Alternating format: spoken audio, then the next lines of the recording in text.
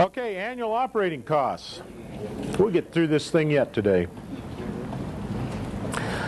First thing we have to look at is the cost of water.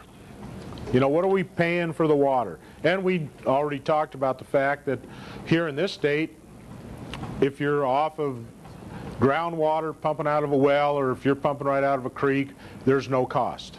The government doesn't charge you a dime for the water. In the state of Washington, the water's free. But if you are in a district where there are services that are providing water to your operation, then you may have a charge from the district. You know, they have to have pumping plants, they have to have canals, they have to have pipelines, they have to have the delivery service to get it to you, and so you're going to pay your share of the cost of getting your water to you. And you spread it out over all the users within your district. And so you're going to have an annual price for water. Yes, Chad? The person that's further away from the pumping district going to pay more? Flat fee? Does the person further away pay more, or does everybody pay the same? These districts are all set up so everybody, all the ones I'm aware of, everybody pays equal shares for water used. So if you're the first guy on the ditch, or he pays the same per acre cost or per unit cost that the last guy on the ditch pays. Now there's a couple of ways it's done. You'll just pay so much per acre per year. That's one way to do it. Or you'll actually pay for how much actual water you use per year. Because a lot of crops don't require as much water as others. So if you have a neighbor that's watering an orchard and you're right next to him and you're watering a wheat field, he's going to use almost 2 times as much water.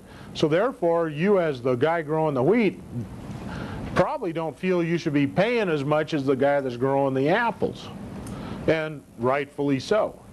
And so most districts are set up that they sell you the water by volume. Not by how many acres you have, but how much total volume you actually use over a month or a season. Usually it's a monthly bill that you get as you go through the operational year. And they monitor your use. They can monitor with flow meters, or they can monitor by the amount of water that they're spilling into your supply pond or reservoir, whatever you got. And that's all being recorded, you know, all the time. If you have a flow meter, it just automatically records as you use it. If you have a weir that you're spilling water into a pond, then it's daily recorded by the ditch rider. He's going around and monitoring how much you're using each day, and then they accumulate your monthly bill according to how much you use each day. And he changes it once a day. You can put in an order for water, and they'll change it every day. They'll come around and change it for the next day. And that's how those ditches work, where they have multiple users on a common ditch. There's one guy that's responsible to keep the water level right in the canal and supply each of the users their share of that canal water. Energy would be another annual operating cost, and that would be the price of energy it takes to run the pumps and any valves and system operations that you have, like the main other one would be center pivots. Maintenance is another area of operating cost, and just a matter of keeping your equipment running. It doesn't matter if it's your irrigation or your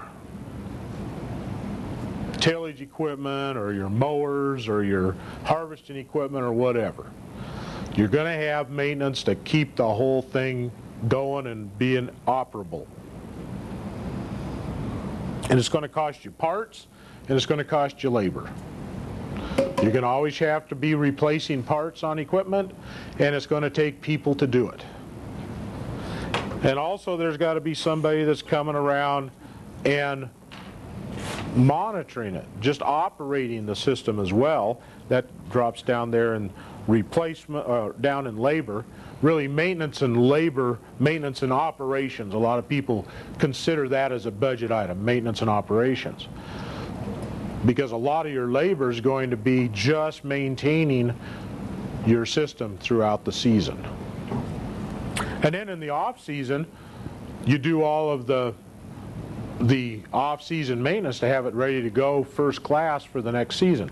You know, ideally when you do irrigation work is that you do most of your maintenance in the wintertime, so that come spring and summer it never breaks down. If you have it up ship shape, you want to minimize the downtime during the operating season, and you've done yourself a great job. Then hopefully all you're doing is monitoring it through the operating season and not having to be repairing it.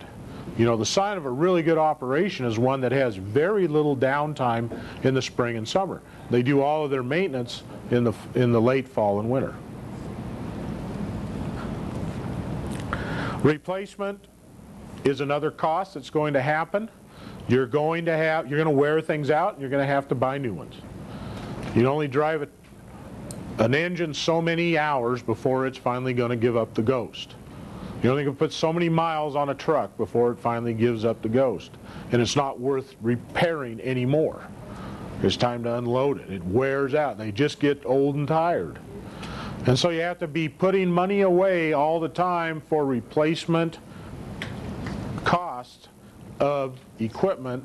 And every piece of equipment needs to be put on a schedule so that you know that your walk behind greens mower, you're going to replace them every 6 years, and you know you have 6 of them, so you replace 1 a year, and you put yourself on a cycle. Or you maybe have 3 of them, you replace 1 every other year, and you put yourself on a schedule so that you spread the cost of replacement and try to even it out from year to year to year to year.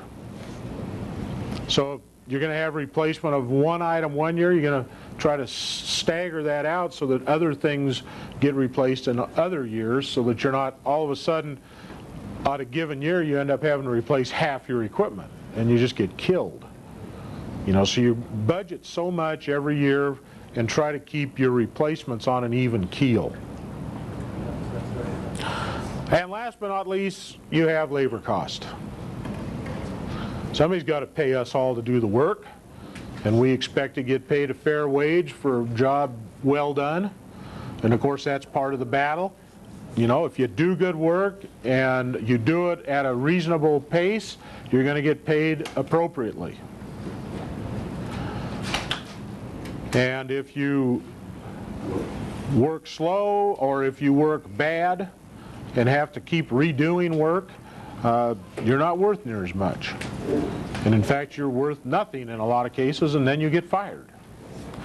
But part of the labor cost not only is the dollars that get paid to you, but then also that employer also has to pay Social Security on your behalf, which is a major expense, about 7.2%, something like that, that the employer is responsible for. You pay that much, they match it, and that's your retirement fund. And so we have some, but when you look at labor costs, they have that insurance to pay on you. You know, depending on the job classification you're in, you have certain workman's compensation liability insurance that they're paying on you. So labor costs aren't just the salary that you get paid. Maybe they're providing you uniforms. Maybe they're providing you some transportation. We get into some of these agricultural situations. Oftentimes they'll even provide housing, you know, produce or product that is grown on the farm will be available to the people. Or, you know, maybe they sell to Lamb Weston, and then Lamb Weston gives them finished products, so you get free French fries all the time or something like that. That's very common, and it's considered as, you know, basically a perk, you know, of the job. So when you look at the total cost of labor, there's lots of ways that you look beyond just your paycheck. You know, it goes far beyond just your paycheck. And then there's retirement funds that you look at, you know, health insurance that they might pay for you. Those kind of benefits, you're looking for a benefit package as the guy, that the employee, you're trying to get all of those things as benefits to you, but those all cost somebody some money.